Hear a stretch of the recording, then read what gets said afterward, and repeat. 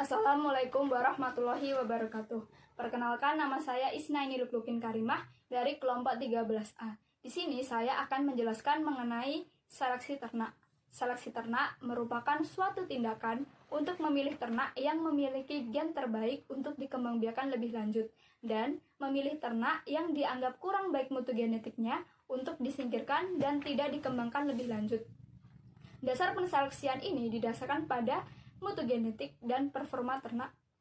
Mengapa hanya mutu genetik terbaik dan performa terbaik yang dipilih untuk dikembangbiakan lebih lanjut?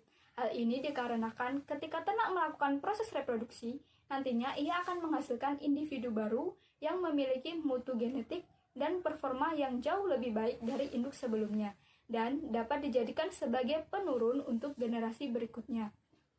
Pada seleksi ternak ini terdapat 3 metode. Yang pertama metode individu, yang kedua metode keluarga, dan yang ketiga itu metode di dalam keluarga. Metode individu merupakan suatu proses penseleksian ternak yang didasarkan pada fenotip yang dimiliki ternak tersebut. Pada metode individu ini dianggap lebih efektif karena data-data yang diambil langsung pada ternak yang bersangkutan. Yang kedua itu terdapat metode keluarga. Metode keluarga merupakan proses penseleksian ternak yang didasarkan pada fenotip di dalam keluarga. Pada metode ini, individu tidak bersangkutan di dalamnya. Kemudian yang terakhir terdapat metode di dalam keluarga, merupakan suatu proses penseleksian ternak pada individu ternak dilakukan berdasarkan rata-rata fenotip yang dimiliki keluarga ternak yang bersangkutan. Perkenalkan, saya Tony Dikita Saputra dari kelompok 13A. Kali ini saya akan menjelaskan dan menyeleksi ternak sapi jantan. Dan di samping saya ini sudah ada ternak sapi jantan.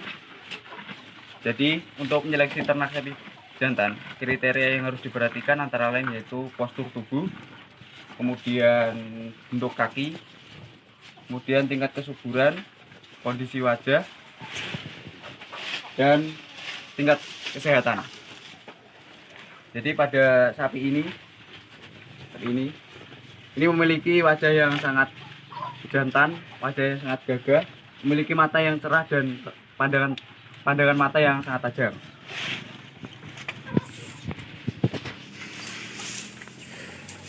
Kemudian bentuk kaki pada sapi ini memiliki kaki yang sangat kokoh dan kuat sehingga mampu menunggangi ternak betina pada saat proses perkawinan secara alami. Postur tubuh pada sapi ini memiliki postur tubuh yang berbentuk segi empat, pertulangan yang sangat kuat, dan kira-kira sapi jantan ini memiliki BCS 7. Mengenai tingkat kesuburan dapat dilihat dari bentuk testis. Jadi sapi ini memiliki testis yang simetris dan antara testis kanan dan kiri itu sama besar. Kemudian testis ini berbentuk panjang dan besar yang menandakan tingkat kesuburannya tinggi. Dan testis yang besar itu menandakan bahwa sapi jantan ini dapat menghasilkan spermatozoa dalam jumlah yang banyak. Sapi jantan di samping saya ini kira-kira sudah berumur kurang lebih 2 tahun, sehingga sudah baik untuk dijadikan pejantan. Itu tadi yang dapat saya jelaskan mengenai seleksi ternak sapi jantan. Sekian dan terima kasih. Assalamualaikum warahmatullahi wabarakatuh. Perkenalkan, nama saya Serdi Nugro dari IRTA dari kelompok 13. Kambing betina yang sehat memiliki mata cerah, punggung lurus, badan berisi, dan tidak ada kecacatan pada tubuhnya. Kambing yang baik yaitu kambing yang memiliki muka feminim. BCS pada kambing betina yang baik berkisar 3-3,5 karena baik digunakan sebagai penghasil susu maupun digunakan sebagai indukan. Apabila BCS kurang dari 3, maka akan terjadinya abortus. karena induk tidak bisa mencukupi nutrisi bagi induk dan anak. BCS sendiri ini dipengaruhi pakan yang baik. Selanjutnya ambing. Ambing yang baik berjumlah 2, besar, simetris, dan tidak terlalu menggantung. Ambing yang besar memiliki produktivitas susu yang tinggi. Perkenalkan, saya Wahyu Tejatmiko dari kelompok 13 IRT kelas A. Di sini saya akan menjelaskan tentang seleksi unggas betina. Seleksi unggas betina yang baik kita lihat dari tampilan eksteriornya. Kita pastikan ayam dalam keadaan sehat dan tidak cacat fisik. Kita lihat pada bagian paruhnya tidak mengalami bengkok pada bagian bawah dan tidak mengalami bengkok pada bagian atas. Selanjutnya kita lihat pada bagian cengkernya dalam keadaan tebal. Kita lihat pada warna bulunya. Ayam yang baik memiliki warna bulu yang mengkilap, tergantung jenisnya. Kita lihat pada bagian kaki. Ayam yang baik memiliki kaki yang kuat dan kokoh. Dan ayam yang baik memiliki konformasi tubuh yang tebal dan kuat. Salah satu ciri unggas betina yang baik memiliki sifat mothering ability. Mothering ability adalah sifat keibuan, di mana ayam mampu mengasuh anaknya dengan baik. Salah satunya yaitu mampu mengerami telurnya hingga menetas. Assalamualaikum warahmatullahi wabarakatuh. Perkenalkan, saya Khairul Tamim. Dalam kesempatan ini, saya akan menjelaskan pengertian dari sinkronisasi birahi sendiri.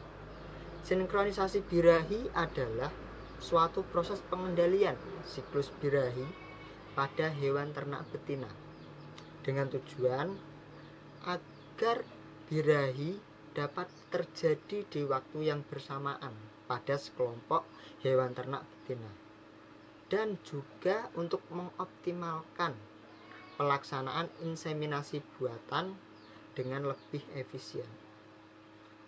Sebelum tahapan-tahapan proses sinkronisasi birahi dilakukan, alat dan bahan yang harus disiapkan yaitu sebagai berikut.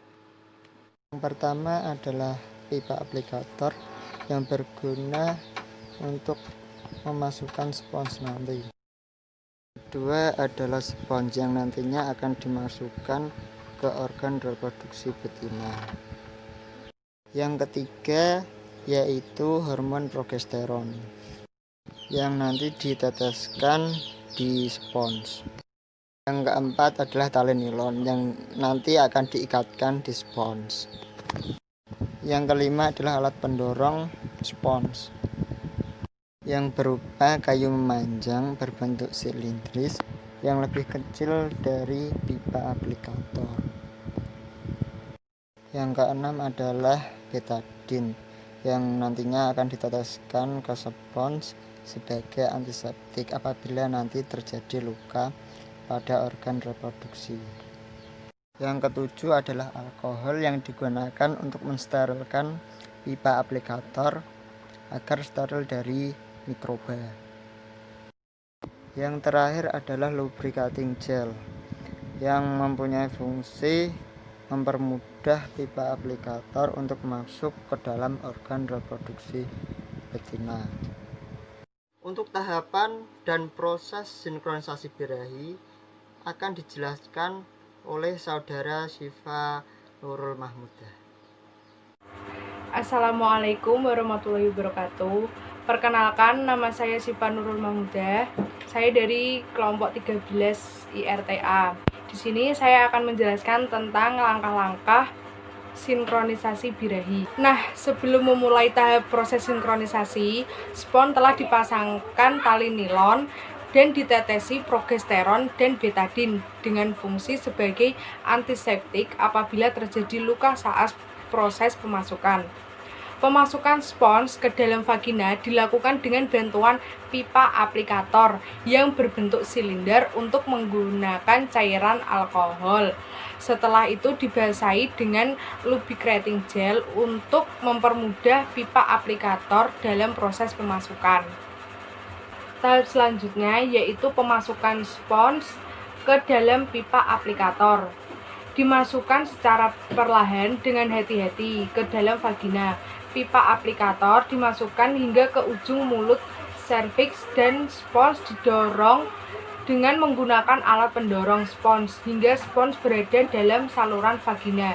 Kemudian menarik pipa aplikator dan alat pendorong secara perlahan agar proses pemasukan spons berhasil masuk tepat berada dalam saluran vagina. Spons yang berisikan progesteron dibiarkan menetap di saluran vagina selama 14 hari. Tujuan menunda atau menghambat terjadinya estrus atau birahi. Hal ini terjadi karena pada saat itu kadar hormon progesteron akan mengalami peningkatan dan kadar hormon estrogen di organ reproduksi betina akan mengalami penurunan yang menyebabkan ovulasi terhambat karena hormon progesteron sangat berpengaruh dalam menghambat ovulasi. Setelah 14 hari, spons dicabut dengan menarik tali yang sudah diikatkan dengan perlahan untuk menghindari luka. Saat pencabutan spons yang berisikan progesteron dari saluran vagina mengakibatkan kadar hormon estrogen yang awalnya menurun kembali meningkat dan akan segera merangsang proses ovulasi. Setelah pencabutan spons dilakukan pengamatan birahi secara serentak. Dengan metode sinkronisasi birahi ini, siklus birahi bisa dikendalikan dan sekelompok ternak betina yang diberikan perlakuan tersebut bisa serentak mengalami siklus birahi dalam waktu yang bersamaan.